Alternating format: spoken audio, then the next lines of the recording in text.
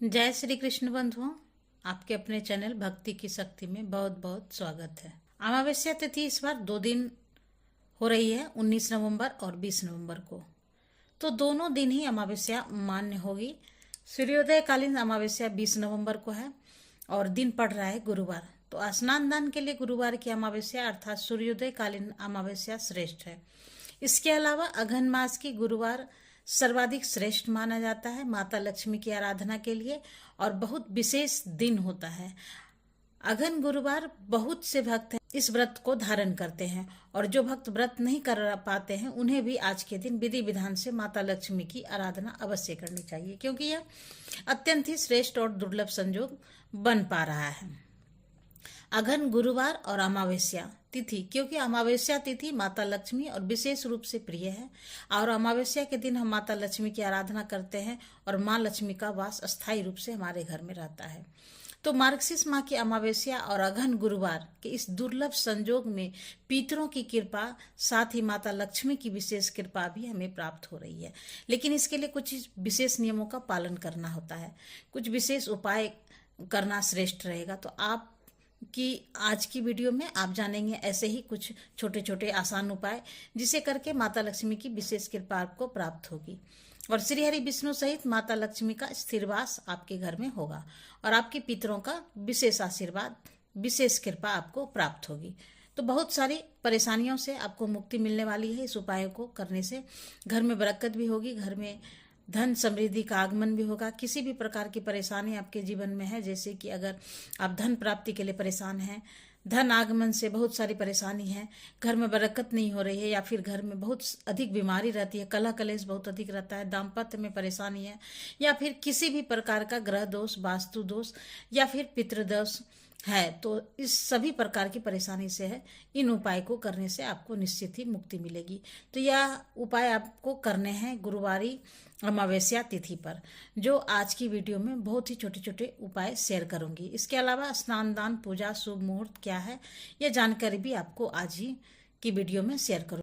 Video को पूरा जरूर देखिएगा और अगर आपको वीडियो अच्छी लगी तो थोड़ी सी भी आपके लिए हेल्पफुल है तो वीडियो को लाइक जरूर कीजिएगा और शेयर करना तो बिल्कुल भी नहीं भूलिएगा।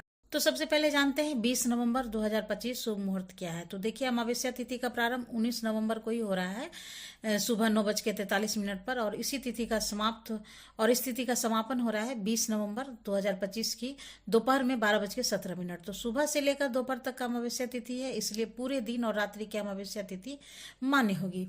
अमावस्या तिथि पर ब्रह्म मुहूर्त में स्नान करना चाहिए। तक तो ब्रह्म मुहूर्त में आप स्नान कर सकते हैं और पूजा भी कर सकते हैं और चाहे तो दान भी कर सकते हैं। ठीक है, वैसे दान आप चाहे तो सूर्योदय के बाद भी कर सकते हैं, क्योंकि देखिए ब्रह्म मुहूर्त का समय तो बहुत थोड़ा समय होता है और इसमें आप स्नान करेंगे, पूजा करेंगे, दान के लिए समय न मिले तो परेशान होने की कोई बात नहीं है। आप सूर्योदय काल के बाद भी दान आप कर सकते हैं। अमावस्या तिथि 12:17 तक है, तो इसी बीच में आपको दान कर देना है।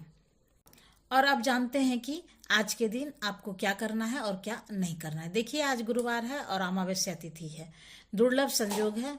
तो इस दिन आपको क्या करना है, सुबह सबसे पहले आपको ध्यान रखना है कि प्रातःकाल जल्दी उठना है। कम से कम इतना ध्यान जरूर रखिए कि आप सूर्योदय से पहले उठकर स्नान कर लें।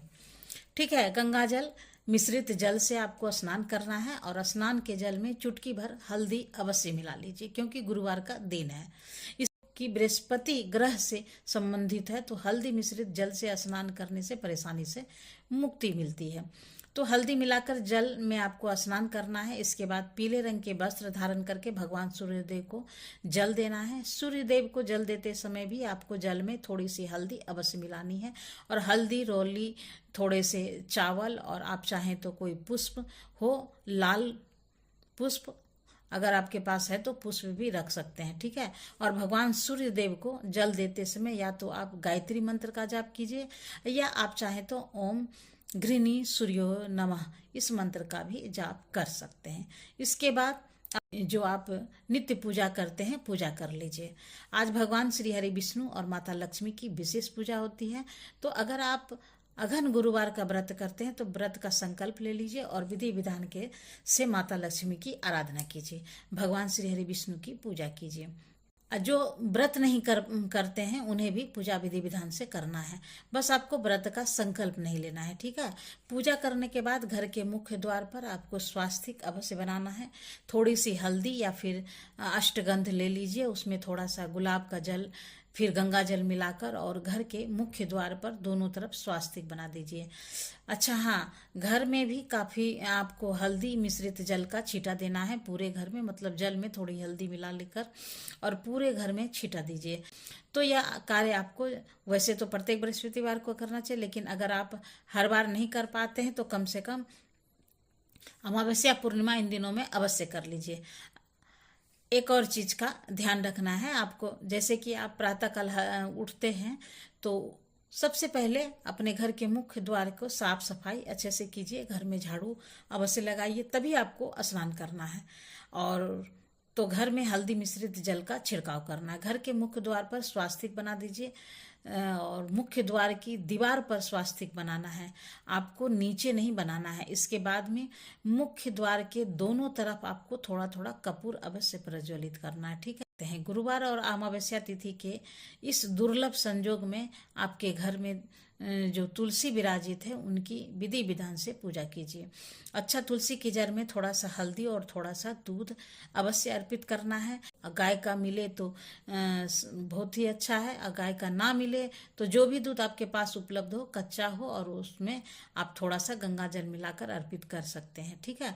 फिर जल अर्पित कर कीजिए और फिर धूप दीप अक्षत पुष्प अर्पित करके विधि विधान से तुलसी महारानी की पूजा कीजिए। बृहस्पतिवार के दिन केले के पौधे की पूजा विशेष रूप से की जाती है, तो केले के पौधे में हल्दी मिश्रित जल अर्पित कीजिए, धूप दीप अर्पित करके केले के पौधे की पूजा कीजिए। आज केले के पौधे में अगर आप पीला धागा बांधते हैं तो इससे आपके जीवन में की परेशानी से मुक्ति मिलती है। आप चाहे तो अपनी कामना करते हुए पीला धागा बांध सकते हैं, या फिर बिना किसी कामना के सिर्फ भगवान श्री हरि विष्णु की कृपा आपको प्राप्त हो, इस प्रकार से मन में भाव करके पीला धागा बांध दीजिए और उसमें प्रार्थना कर लीजिए, परिक्रमा कर लीजिए।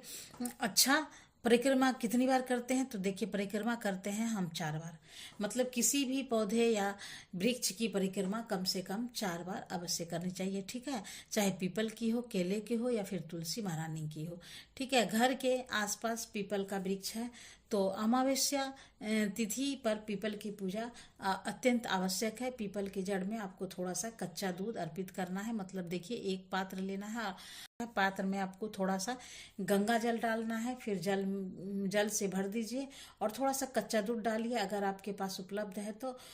इसी में आपको थोड़े से काले तिल, थोड़े से अक्षत, थोड़ा सा शहद या फिर बतासा मिश्री, जो भी चीज हो, कुछ मतलब थोड़ा सा मीठा ले लीजिए और यह जल आपको अर्पित करना है पीपल की जड़ में, ठीक है। अगर आपके पास पुष्प हो तो सफेद या फिर पीले रंग के पुष्प भी ले सकते हैं और उसी जल के पात्र में आपको एक सिक्का जरूर डाल दीजिए। फिर जल आपको अर्पित करना है पीपल के वृक्ष में। पीपल के जड़ जल अर्पित करते समय अपने पितरों का ध्यान करना है, शनिदेव का ध्यान करना है और इसके साथ ही श्री लक्ष्मी नारायण का भी ध्यान कीजिए और प्रार्थना कीजिए कि आपको आपके पितरों का आशीर्वाद प्राप्त हो और अस्थायी रूप से श्री हरि विष्णु माता लक्ष्मी के साथ आपके घर में वास करे।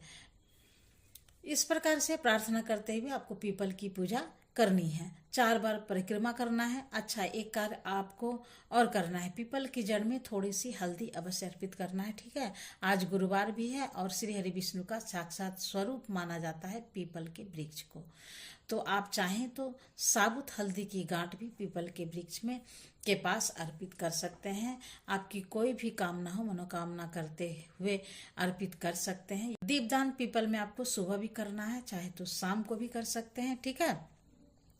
केले के पौधे में या फिर तुलसी में भी आपको शाम को दीपदान अवश्य करना है। घर के आसपास कोई भी मंदिर है तो वहां भी जाकर दीपदान कर लीजिए। शिव जी का मंदिर हो, माता रानी का मंदिर हो, बजरंगबली का मंदिर हो, कोई भी मंदिर हो, दीपदान अवश्य कर दीजिए। किसी मंदिर में अगर हम दीपदान करते हैं तो अमावस्या तिथि पर तो हमारे जीवन में अंधेरा दूर होता है और कार्यों में आ रही बाधाओं से मुक्ति मिलती है। अब बात करते हैं अमावस्या तिथि पर दान किस चीज का करना चाहिए। तो देखिए, दान आप चाहें तो सीधा कर सकते हैं, जैसे कि आटा, दाल, सब्जी, चावल, फल इत्यादि जो भी आपके पास उपलब्ध हो। कम से कम एक व्यक्ति के खाने की सामग्री का दान आपको अवश्य करना है, ठीक है। और गुरुवार के दिन अमावस्या तिथि है, तो ऐसे में अगर आपके घर में के आसपास गाय है तो गाय को भी आप गुड़ और रोटी खिला सकते। ऐसा कहा जाता है कि इस उपाय को करने से भी संतान प्राप्ति की कामना पूर्ण होती है। अगर दाम्पत्य जीवन में परेशानी है तो दाम्पत्य जीवन सुखमय होता है। विवाह की कामना हो तो विवाह की कामना की भी पूर्ति होती है। 33 कोटि देवी देवताओं के वास होती है, तो गौ माता में तो गौ माता की सेवा से भी सभी प्रकार की कामनाएं पूर्ण होती है। इसके अलावा आप चाहें तो आप पीली वस्तुओं का दान कर सकते हैं, जैसे कि केले का दान कर सकते हैं किसी भी ब्राह्मण को, या फिर धर्म स्थान में दान कर सकते हैं, या फिर चने की दाल दान कर सकते हैं। आप चाहे तो गुड़ का दान कर सकते हैं, ब्राह्मण को भी कर सकते हैं, गौ माता को भी खिला सकते हैं, या फिर कोई जरूरतमंद सुपात्र व्यक्ति हो उसे भी दान कर सकते हैं, ठीक है। जैसे भी उपलब्ध हो। अगन गुरुवार है, संध्या काल में महालक्ष्मी माता लक्ष्मी की विशेष आराधना कीजिए। कम से कम 16 बार श्री सूक्त का या फिर कनकधारा स्रोत का पाठ कीजिए। इसमें माता लक्ष्मी की विशेष कृपा आपको प्राप्त होगी, ठीक है। और विष्णु सहस्त्र नाम का पाठ आपको जरूर करना है। और शाम के समय घर के मुख्य द्वार पर सरसों के तेल का, फिर तिल के तेल का दीपदान करना है, घर के मुख्य द्वार के दक्षिण दिशा की तरफ, ठीक है। यह दीपदान हमें करना है अपने पितरों की कृपा की प्राप्ति के लिए। अमावस्या तिथि पर जरूरतमंदों को दान देना, भूखों को भोजन कराना, ब्राह्मणों का सेवा करना, जरूरतमंदों का सेवा करना सर्वाधिक श्रेष्ठ माना जाता है किसी भी प्रकार की परेशानी से मुक्ति पाने के लिए और घर में बरकत के लिए, ठीक है। तो आपकी इच्छा के अनुसार नियमित तौर पर प्रत्येक अमावस्या पर आप यह उपाय कर सकते हैं। भूखों को भोजन करवाना अपनी सुविधा के अनुसार जब भी आपको समय मिले तभी ठीक है।